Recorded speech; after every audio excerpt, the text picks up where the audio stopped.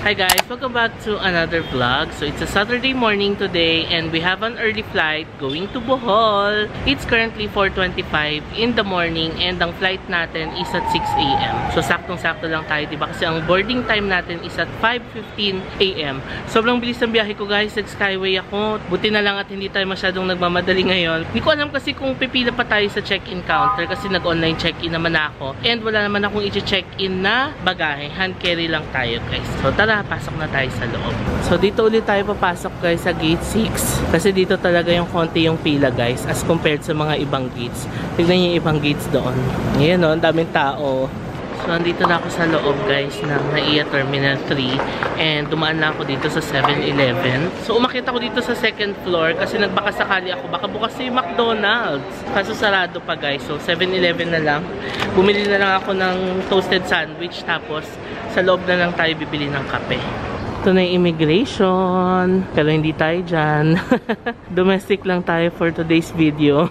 So I'm here na sa boarding gate guys. And nandito tayo sa Krispy Kreme. Order na ako ng iced latte.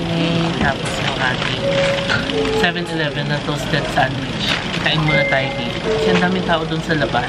Kaya dito na lang ako umupo sa loob ng Krispy Kreme mismo.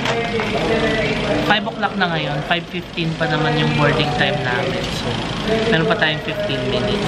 Nag-announce sila na sabi nila parang puno daw kasi yung flight tapos yung may mga dalang hand carry.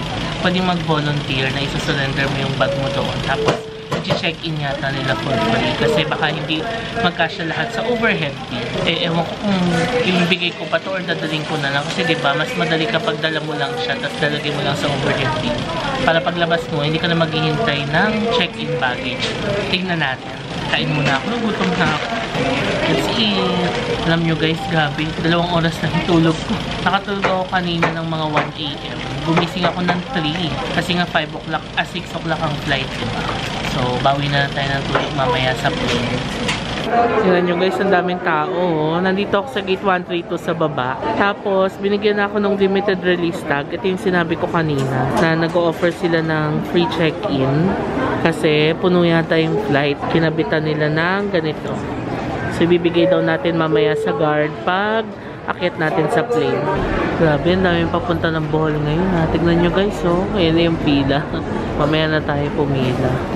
Ayan na, paubos na yung pila guys. So, pwede na tayong pumila.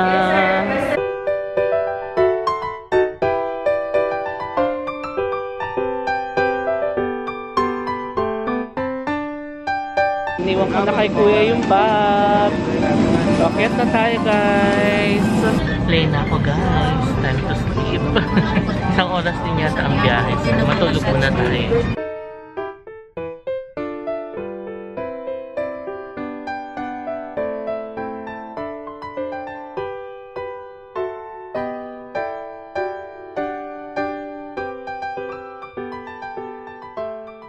Finally here in Panglao, Bohol. Currently 7:30 guys and on time naman kami nakarating. First time ko dito sa Panglao Airport. Maganda siya guys, pakita ko sa inyo. Ayan oh, 'di ba? Ang ganda. It's my first time here. I'm so excited. Kukunin natin yung bag natin kasi pina-check-in natin kanina. Ayun na yung bag natin guys, ang bilis oh. Tama ba? Akin ba yun? Oo. Kasi nilagyan ko siya ng palatandaan eh. Ano man tawag doon? Bag tag. Ayan o. O diba? Ang bilis lang nakuha. Ito yung bag tag ko. Kasi itong maleta na to, ang daming kaparehas.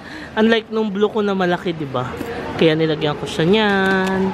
So let's go. Exit na tayo guys. Good morning. Oo. Ano po tayo kayo sana? Ano po yung mga hotel? Ayan, napin natin. Yeah, hello! Here's our sundo. Ilagay na yung maleta ko sa likod. Yung face... Ay! Kuya, wait lang. Yung face mask ko pala. Alright, o diba? Paglabas ko, andyan na yung ating sundo. Naputol yung face mask ko, kaya kumuha pa ako sa maleta. Kasi nga, diba? Hindi ko nilagay dito lahat. Nagutom ka ba, sir? Or ano? Kahit maya-maya na. Oh, maya na? naman, so, kumain naman ako sa okay. airport. Tayo. Oo. Anong itinerary natin? Yung muna tayo sana sir sa Chocolate Hills area. Okay.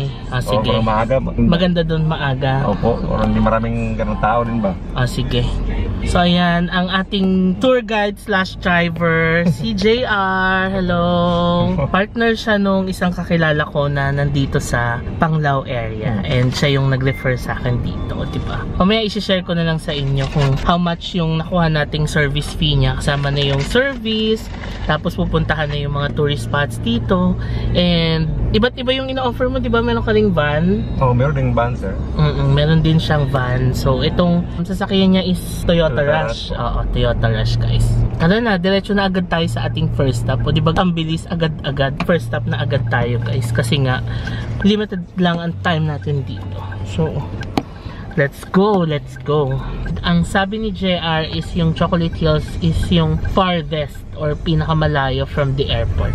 So yun yung uunahin natin. Nasa Dawis na tayo ngayon. Part pa rin daw ito ng Panglao. Habang umaandar, pahinga muna tayo kasi 1 oras din daw pala yung biyahe. 1.5? No? Oh, 1.5 sir. 1.5 hours. Buti na lang nakuha natin si JR. Ang ganda ng sasakyan niya guys. Toyota Rush na bagong-bago. So makaka-relax talaga kayo habang nagtutour dito sa Bohol. So after 1.5 hours of driving, we finally arrived here sa ating first stop, the Chocolate Hills Complex. Hindi pa tayo makaakyat sa viewing deck kasi it's kind of drizzling pa sa labas. Arte, no? It's kind of drizzling. Oh, medyo umaambon-ambon guys sa labas, kaya hindi pa tayo makaakyat dun sa tuktok. Andito ako sa parang restaurant nila. Ayan, nagbayad tayo dyan ng entrance fee na 100 pesos. Tinrap na ako ni JR dito, tapos babalikan na lang niya ako mamaya. Akyat tayo doon, pakita ko sa inyo. Ayan yung akyatin natin guys. So, ayan. Tapos nandyan yung viewing deck. Doon mo na matatanaw yung mga Chocolate Hills. Kaso medyo maambon-ambon pa. Kita nyo ba yung ambon? Ayan. So, hintayin ko lang tumila-tila ng konti. Saka tayo umakyat. And umorder na rin ako ng sandwich dito. Kain muna tayo. We're having a hot chocolate. So, perfect for the weather. Ano to guys? Tableya or sikwate ang tawag dito sa Bohol. Tapos umorder din ako ng sandwich. Although wala silang mga rice meal dito. Sandwiches lang tsaka coffee. Medyo pricey kasi tourist spot, no? Itong hot chocolate na to, 65 pesos. Tapos yung meron silang 3-in-1 na coffee, 40 pesos naman siya. Diba? Medyo pricey. Tapos yung grilled cheese sandwich na in-order ko, 125 naman. So ito yung grilled cheese. Masarap naman. Parang tasty lang siya na tinos. Tapos ilagyan ng cheese na palaman.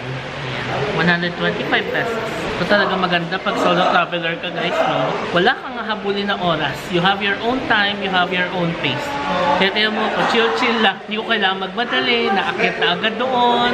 You live your own life. Your life, your rules. Masarap yung sikwate guys. Sarap. So ito yung kinakain ko, oh. Sandwich, tapos yung sikwate. Nagbigay sila ng milk tsaka sugar. This is our view. Nandito tayo sa parang restaurant nila. Tapos yun yung akitin natin mamaya. Dito pa lang sa baba, ang ganda na ng view. Dito tayo kumain guys. Ayan yung establishment. So ayan yung parang restaurant nila. So ayan yung mga van, nagbababa dito. Tapos doon, meron pang picture area. Tapos ayan, yung paakyat. Ayan o, may picture spot doon. I love Chocolate Hills. Tapos ayan yung view mo. Dito pa lang kita mo na yung mga Chocolate Hills eh. Pero syempre, mas kita siguro yun dun sa taas. Okay naman yung steps dito guys. Maliliit lang. Ayan o. Hanggang dun sa taas. Tapos parang may mga pahingahan. Pag napagod ka sa pag-akyat, ayan, pahinga ka lang dito. Let's go! So, huminto muna ako sa second stop guys. Nakahinga naman kaya. Ang presko ng hangin, grabe. Sarap talaga ng hangin ng probinsya. Ayan na yung ano, kita ba? Ayan, medyo kita na yung mga Chocolate Hills dito. So, syempre iba pa rin sa taas. Stop over muna tayo. Ayan na yung naakyat natin. Ito yung unang stop. Nandito tayo sa second stop. Ayan. Lamig. Okay, nasa third stop na tayo guys. And ito na yung view. Medyo mataas-taas na. Ito na yung third and last stop eh. Tapos, malapit na tayo sa taas. So, na-reach na natin ang viewing deck. Ang ganda. Grabe. Although, it's still drizzling. Medyo may konting ambon pa. Pero, the view, panalo. Pakita ko sa inyo. That's our view, guys. OMG, ang ganda. Grabe. Look, oh. Although makikita niyo yung ambon, no? Pero, guys, yung view naman na hindi matatawaran kahit na umaambon-ambon. Diba? So, ito yung viewing deck sa taas. Ayan. Pwede kayo mag-picture dito. Yan ang view nyo. Pwede rin dito. Dito yung mga nag-ATV, guys. May nakita ko mga ATV dyan kanina. Tapos, parang dito talaga yung photo spot eh. Kasi tingnan nyo. Kitang-kita yung mga chocolate hills. Ayan na. Mas lumapit ako, guys. Kita na natin yung mga chocolate hills dito. Ang ganda. Ito, another view. Dito ako sa may pinakasulok talaga. Ayan, may warning lang. Sitting on railing is strictly prohibited. Siyempre kasi diba, baka gumulong-gulong ka dyan, guys. So, ingat-ingat lang. Oh my God, ang ganda. Ayan, nakita nyo naman, guys, ang ganda ng view, diba? Nagpa-picture tayo kay Kuya. Ayan. Kasi merong watchman dito. Siyempre, binabantayan nila. Bawal tumungtong dito sa railings. Ganyan, sinisala. Basta na yung damit ko sa ambon, guys. So, kung gusto nyo makita yung picture ko, follow nyo lang ako sa Instagram ko, guys. At JMsJourney24. So, silong muna tayo sandali. Medyo lumalakas yung drizzle ulit. Ayan, guys. Kita nyo naman. Basa na. Nakasilong na ako dito. Buti may silungan dito. May bubong naman. Pwede kayong sumilong kung sakaling umambon dito. Kung solo traveler kayo, guys, pwede nyo kong gayahin. Meron si Kuyang Watchman. Approach nyo lang siya. Mabait naman and magaling sila mag-picture. Sanay na sila kasi syempre, siguro marami rin mga solo travelers na pupunta dito or yung mga groups na nagpapapicture sa kanya. So, sanay siya mag-picture. Ang ganda nung nakuha niyang picture sa akin. So, ito yung parang history nung Chocolate Hills. Grabe, guys. Nung binasa ko, about 2 million years ago. Natatakpan pala to ng dagat. Tapos, siguro nung bumaba yung dagat, umangat itong mga chocolate hills. Tapos, iyan, naging ganyan na siya. O, diba? Sinamarize ko lang ng very, very quick. Shortcut. Okay, guys. So, it's time to go down. Yan. Ito lang naman yung mga step niya. So, maliliit lang. You just have to be careful kasi sa sobrang liit niya, baka sumobra ka ng hakbang, madudulas ka dito. So, stop over ulit tayo. Kawawa naman yung damit ko, basta siya. But yeah, matutuyo din naman yan. Pag ganito pa naman, bilis kong sipunin. Pero sana naman huwag tayong sipunin this time. So, nag-stop over ulit ako dito sa pangatlong stop. Yan, no? Nakikita niyo nagbababaan na yung mga tao. Pagbaba ko, tatawagan ko na si JR para papasundo na tayo and we'll head to our next stop. Kaya pala may tumawag sa akin, lumingon ako, narinig ko yung pangalan ko. Andito pala yung office mate ko, si Mati. Hi, Mati! Hindi kami nakikita sa office, pero dito nagkita kami. So, inintay ko na lang si JR na tawagan ko na siya, paakit na siya. Apparently, bawal yata mag-park dito. Kasi lahat ng umaakyat dito na service, dinadrop lang yung mga tourists, tapos bumababa sila. So, baka hindi pwedeng mag-park dito kasi sasakop nila itong buong area na to. Kaya sa baba siguro ang parking. Ayun na yung service natin, guys. Toyota Rush. Doon siguro muna ako sa likod uupo para masampay ko tong damit natin. So, nakabalik na tayo sa sasakyan, guys. Dito muna ako sa likod umupo para maisampay ko muna yung polo ko dito.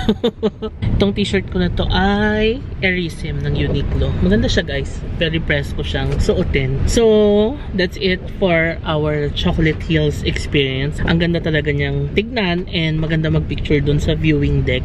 Yung paakyat, hindi naman masyadong mataas. As in, di ka rin naman mapapagod. Ay, sabagay, nagpahinga rin naman kasi ko, diba? Pero, as compared sa mga yung akyatan sa Coron, sa Quezon, yung Kamay ni Jesus na sobrang taas. Dito hindi. Konti lang yung aakyatin mo, tapos maliliit lang yung steps, kaya hindi masyadong nakakapagod. Nabanggit ko ba kanina, 100 pesos ang entrance fee. Tapos, kung plano nyo mag-breakfast dito, wala silang mga rice meal, sandwiches lang and coffee and chocolate. So, yun guys, that's it for the Chocolate Hills experience. It's currently 10:15 in the morning and we're heading to our next stop.